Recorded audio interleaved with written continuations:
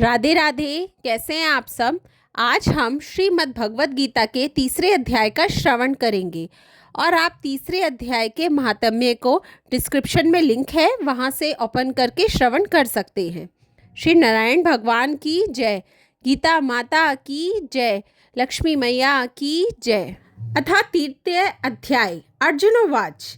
अर्जुन बोले, हे जनार्दन, यदि आपको कर्म की अपेक्षा ज्ञान श्रेष्ठ मानने है तो फिर ये केशव मुझे भयंकर कर्म में क्यों लगाते हो।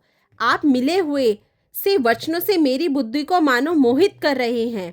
इसलिए उस एक बात को निश्चित करके कहिए जिससे मैं कल्याण को प्राप्त हो जाऊं। श्री भगवानोवाच। श्री भगवान बोले, हे निष्पाप, इस लोक में दो प्रकार की निष्ठा मेरे द्वारा पहले कही गई है। उनमें से सांख्य योगियों की निष्ठा तो ज्ञान योग से और योगियों की निष्ठा कर्म योग से होती है। मनुष्य ना तो कर्मों का आरंभ किए बिना निष्कर्मता को यानी योग निष्ठा को प्राप्त होता है और ना कर्मों के केवल त्याग मात्र से सिद्धि यानी सांख्य निष्ठा को प्राप्त होता है।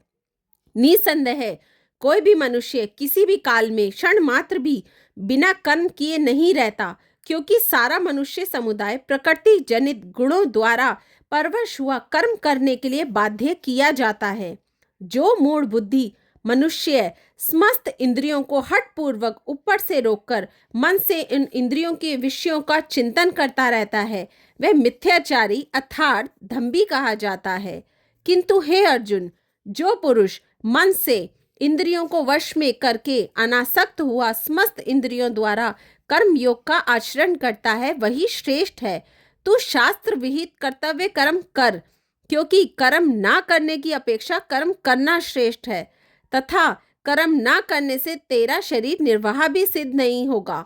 यज्ञ के निमित्त किए जाने वाले कर्मों से अतिरिक्त दूसरे कर्मों में लगा हुआ ही यह मनुष्य समुदाय कर्मों से बंधता है।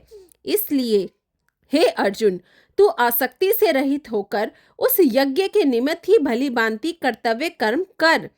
प्रजापति ब्रह्मा ने कल्प के आदि में यज्ञ सहित प्रजाओं को रचकर उनसे कहा कि तुम लोग इस यज्ञ के द्वारा वृद्धि को प्राप्त हो और यह यज्ञ तुम लोगों को इच्छित भोग प्रदान करने वाला हो। तुम लोग इस यज्ञ के द्वारा देवताओं को उन्नत करो और वह देवता तुम लोगों को उन्नत करे। इस प्रकार निस्वार्थ भाव से एक दूसरे को उन्नत करते हुए तुम लोग परम कल्याण को प्राप्त हो जाओगे। यज्ञ के द्वारा बढ़ाए हुए देवता तुम लोगों को बिना मांगे ही इच्छित भोग निश्चय ही देते रहेंगे। इस प्रकार उन देवताओं के द्वारा दिए हुए भोगों को जो पुरुष उनको बिना दिए स्वयं भोगता है, वह चोर ही है। यज्ञ से बचे हुए अन्न को खाने वाले श्रेष्ठ पुरुष सब पापों से मुक्त हो जाते हैं, और जो पापी लोग अपना शरीर पोषण करने के लिए ही अन्न पकाते हैं, वे तो पाप को ही खाते हैं। संपूर्ण प्राणी अन्न से उत्पन्न होते हैं। अन्न की उत्पत्ति वृष्टि से होते हैं, वृष्टि यज्ञ से होती है और यज्ञ विहित कर्मों से उत्पन्न होने वाला होता है। कर्म समुदाय को तू वेद से उत्पन्न और वेद को अविनाशी परमात्मा से उत्पन्न हुआ जान। इससे सिद्ध होता है कि सर्वव्यापी परम अक्षर परमात्मा सदा ही यज्ञ में प्रतिष्ठित हैं। हे पार्थ, जो पुरुष इस लोक में इस प्रकार परंपरा से प्रचलित सृष्टि चक्र के अनुकूल नहीं बरतता, अर्थात अपने कर्तव्यों का पालन नहीं करता, वह इंद्रियों के द्वारा भोगों में रमण करने वाला पापायु पुरुष व्यर्थ ही जीता है। परंतु जो मनुष्य आत्मा में ही रमण करने वाला और आत्मा में ही तृप्त तथा आत्मा में ही संतुष्ट हो, उसके लिए कोई कर्तव्य नहीं है।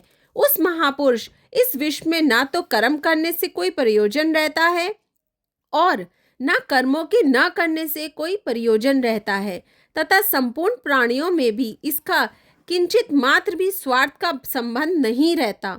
इसलिए तू निरंतर आसक्ति से रहित होकर सदा कर्तव्य कर्म को भली भांति करता रहे, क्योंकि आसक्ति से रहित होकर कर्म करता हुआ मनुष्य परमात्मा को प्राप्त हो जाता है। जनकादि ज्ञानी जन भी आसक्ति रहित कर्म द्वारा ही परम सिद्धि को प्राप्त हुए हैं। इसलिए तथा लोक संग्रह को देखते हुए भी तू कर्म करने के लिए ही योग्य है, अर्थात तुझे कर्म करना ही उचित है। श्रेष्ठ पुरुष जो जो आचरण करता है, अन्य पुरुष भी वैसा वैसा ही आचरण करते हैं। वह जो कुछ प्रमाण कर देता है समस्त मनुष्य समुदाय उसी के अनुसार बरतने लग जाता है। हे अर्जुन, मुझे इन तीनों लोकों में ना तो कुछ कर्तव्य है और ना कोई प्राप्त करने योग्य वस्तु अप्राप्त है, तो भी मैं कर्म में ही बरतता हूँ।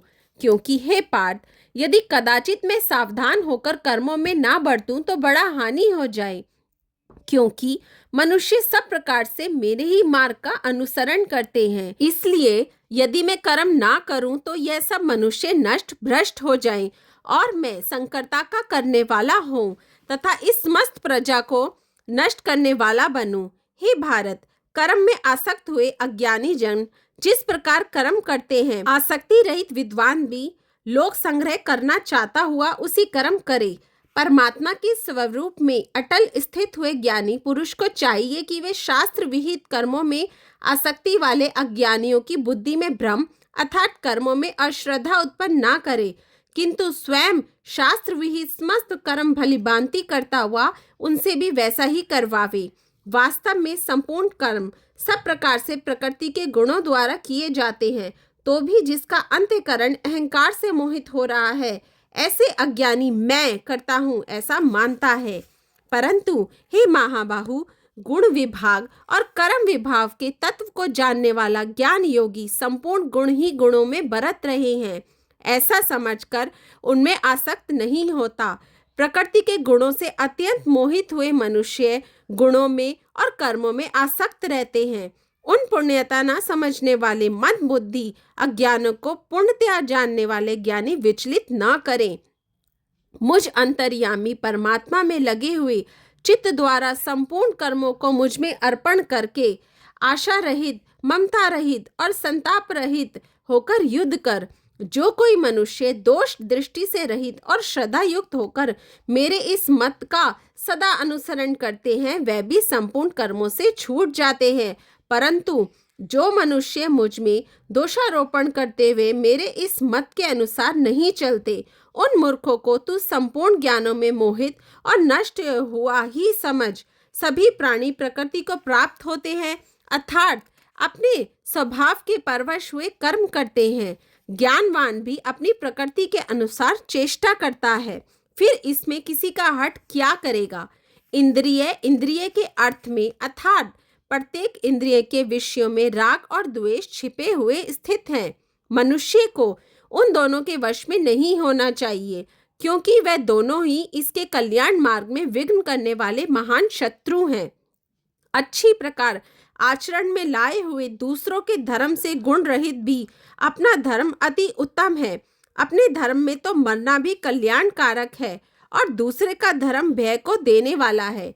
अर्जुनोवाच, अर्जुन बोले, हे कृष्ण, तो फिर यह मनुष्य स्वयं ना चाहता हुआ भी बलात् लगाए हुए की भांति किससे प्रेरित होकर पाप का आचरण करता है। श्री भगवानोवाच, श्री भगवान बोले, रजोगुण से उत्पन्न हुआ यह काम ही क्रोध है। यह बहुत खाने वाला अर्थात भोगों से कभी ना अघाने वाला और बड़ा पापी है। इसको ही तू इस विषय में वैरी जान। जिस प्रकार धुएं से अग्नि और मैल से दर्पण ढका रहता है तथा जिस प्रकार जेर से गर्भ ढका रहता है, वैसे ही उस कर्म के द्वारा यह ज्ञान ढका रहता है। और हे अर्जुन, इस अग्नि के समान कभी ना पूर्ण होने वाले काम रूप ज्ञानियों के नित्य वैरी के द्वारा मनुष्य का ज्ञान ढका हुआ है। इंद्रिया, मन और बुद्धि, यह सब इसके वास स्थान कहे जाते हैं। यह काम इन मन, बुद्धि और इंद्रियों के द्वारा ही ज्ञान को आच्छादित करके जीवात्मा को मोहित करता है। इसलिए हे अर्जुन, तू पहले इंद्रियों को वश में करके इस ज्ञान और विज्ञान का नाश करने वाले महान पापी काम को अवश्य ही बलपूर्वक मार डाल। इंद्रियों को स्थूल शरीर से पर हानि श्रेष्ठ, बलवान और सूक्ष्म कहते हैं। इन इंद्रियों से पर मन है, मन से भी पर बुद्धि है, और जो बुद्धि भी अत्यंत पर है वह आत्मा है। इस प्रकार बुद्धि से पर अर्थात सूक्ष्म, बलवान और अत्यंत श्रेष्ठ आत्मा को जानकर और बुद्धि के द्वारा मन को वश में करके, हे महाबाहु, तू इस काम रूप दुर्जय शत्रु को मार डाल। ओम तत्सदिति। श्रीमद्भगवद गीता सुपनिषत्सु ब्रह्म विद्यायां योग शास्त्रे श्री कृष्ण अर्जुन संवादे कर्मयोगो नाम तृतीयो अध्याय समाप्त। श्रीमद्भगवत गीता माता की जय। नारायण भगवान की जय। राधे राधे।